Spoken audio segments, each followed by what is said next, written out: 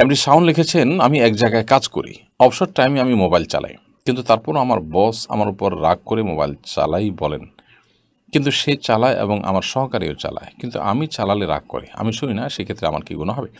দেখুন, কে চালাচ্ছে কে চালাচ্ছে না, একজন দায়িত্বশীল মানুষ হিসাবে, একজন ইমানদার হিসাবে আপনার কর্তব্য হলো আপনি অফিস টাইমের মধ্যে ব্যক্তিগত কাজে বা যে কোনোভাবে মোবাইল টিপাটিপি করে সময় নষ্ট না করা, কাজ বহির্ভূত কাজে মোবাইল টিপাটিপি করা ঠিক হবে না।